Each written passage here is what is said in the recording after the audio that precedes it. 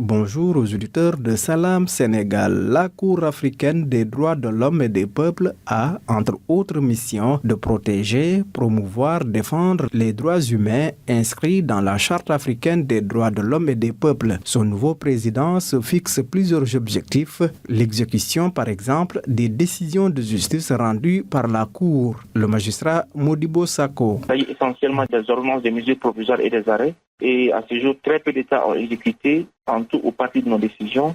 Il va sans dire que le travail d'une cour comme la nôtre ne peut être utile que si les États qui l'ont accepté s'abstiennent de ces décisions. C'est à ce prix que nous pourrions dire qu'il y a effectivité de la protection des droits de l'homme en Afrique. Il ne faudrait pas perdre de vue que les décisions rendues par la Cour le sont dans l'intérêt de tout un continent. Et la Cour elle-même ne peut pas les exécuter, ne peut pas obliger les États à les exécuter. Nous espérons que, au fur et à mesure, la sensibilisation va se faire et les États vont mieux exécuter nos décisions. Vous comprendrez aisément que la Cour ne puisse pas s'initier dans ces questions, mais chaque année, la Cour appelle l'attention du Conseil exécutif sur l'état de la mise en œuvre des décisions de la Cour. Et régulièrement, nous organisons des réunions de sensibilisation. Le Conseil exécutif de l'Union africaine est interpellé pour la promotion des droits humains en Afrique.